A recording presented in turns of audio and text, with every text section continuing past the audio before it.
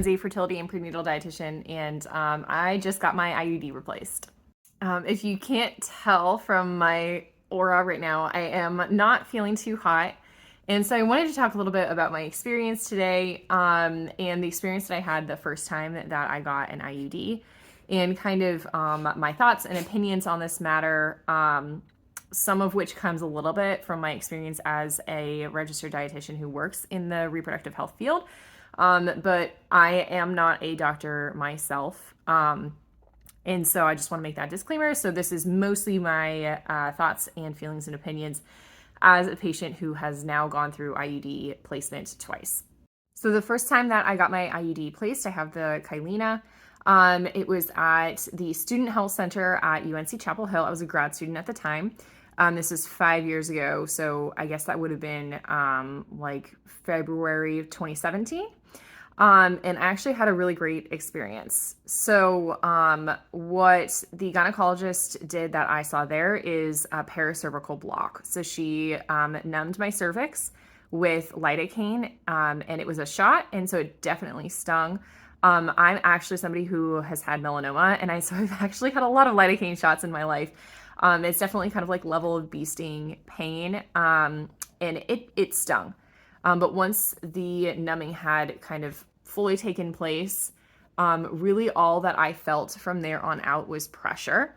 And it was definitely uncomfortable pressure. I definitely felt a little bit kind of like woozy, I would say. I am somebody who experiences a little bit of kind of like a vasovagal response sometimes. And so they gave me a little Gatorade, and I was kind of, after sitting for a little bit, I was pretty much fine to go. And for the first 6 months of having my IUD, I definitely had some pretty bad cramping, but then my body adjusted and I have loved it. It has worked really, really, really well for my body. And I like it a lot. It's the right choice of birth control for me. So it also felt like the right choice to get it replaced. So I had my yearly gynecology visit in the fall, talked to my gynecologist about getting it replaced, and asked about what my options were for pain management. And when I was talking to my gynecologist, she was actually really surprised that I had a paracervical block at UNC Student Health. And what I had been told by that first gynecologist who placed the original IUD was that this was standard practice because they see so many people who have not had children, and to them it made sense to provide kind of just standard across the board pain management. And I'm going to kind of paraphrase what she said. I might not be getting this totally right because I'm still a patient. I get nervous when I go to the doctor. But essentially what she said was that she didn't feel like this was the best because the lidocaine shots themselves can be painful, and it can still leave the person to be a little bit kind of stiff and make it kind of that pressure and contraction stuff still pretty uncomfortable. So what she prefers instead is a Cytotec suppository. So Cytotec is a drug that kind of softens your cervix. I believe there's multiple ways to take it. I think you can take it orally too, but she prefers the suppository. So inserted kind of like you would a tampon the night before. Softens the cervix, which can make it a little bit easier for the provider to kind of get in and out while they're placing the IUD, as well as a Xanax to kind of help your body calm down, and then Percocet for pain management as needed. Personally, I'm a little bit nervous about benzos and opiates just because there is an addiction history in my family.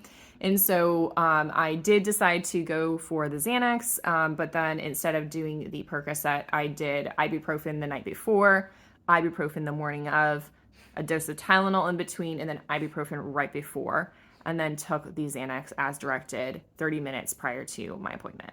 And I'm aware that this is not the same experience that everybody has. There are many women who have not had children that have totally painless IUD insertions. So I don't want this to scare anybody.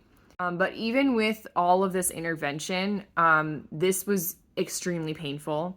She had to take out the IUD, which was like a really, really, really bad cramp, measure the kind of length of my uterus so that I could be positioned properly, and then place it again. So 3 very bad cramps. And then on the way home, my boyfriend gave me a ride home because you're not supposed to drive when you're on Xanax. it was cramping like really bad. And this is kind of like 7 out of 10 pain, I would say. And I was trying to avoid taking the Percocet. I I don't think I needed to avoid taking it because my physician had prescribed it. I was under her care. I was just a little nervous about it, but by the time I got home, it was too bad, and there was no way that ibuprofen was going to cut it anymore. So I took a Percocet, and that definitely has helped. And I've just been resting and using kind of a heating pad since I've been back. But I think the reason that I want to talk about this is because the assumptions that I see OBGYNs making, based on their training, right? They're doing the best that they can with the research and the information and the training that they have. I think we need an update. I really think we do. I have now been able to experience both an IUD insertion with lidocaine injections, that paracervical block, and on the other end with a really great approach that seemed reasonable. I was on board, did not feel pressured. I felt educated, and it made sense based off of my knowledge of physiology as a dietitian, which is going to have its limits because I am, again, not a medical doctor. And yet that was some of the worst pain that I've ever experienced. And it just needs to change. So I guess this is kind of just a call to action. Can we do more research? Can we do some more like clinical trials on this topic? And I've seen some really amazing doctors talk about how they are reconsidering their use of paracervical blocks in some way. I have seen somewhere, I forget from who, about a lidocaine gel that would be absolutely no pain at all. I have no idea if that's effective or not. But I'm a little sad about that. And I think what is like really frustrating about this is that I actually called around town to see what sort of pain management options would be available to me and I live in a big city. I live in Charlotte, North Carolina, I guess medium-sized city, with a good bit of medical resources, multiple gynecologists, and in the calling around that I did, nobody was going to offer in-office lidocaine. And I don't understand why that's the case. I can go to the dentist and get a lidocaine shot, and that's in my mouth. Why is my vagina any different? So my plan right now is to talk to my gynecologist about this at my 4-week checkup and just have a really honest conversation with her. When I brought it up in the first place that I was interested in this, we had a really great educational conversation, and I felt on board with the plan. I felt like it was informed consent, and I'm unfortunately just not.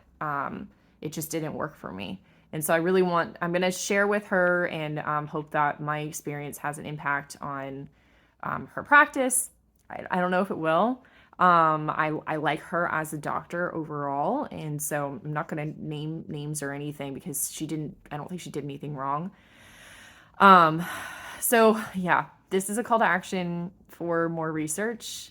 And I would love to see some change in the way that we offer pain management for a lot of different kind of gynecological procedures. Yeah, if you have questions, please leave a comment. I would love to have a good discussion about this. And yeah, that's all I got to say.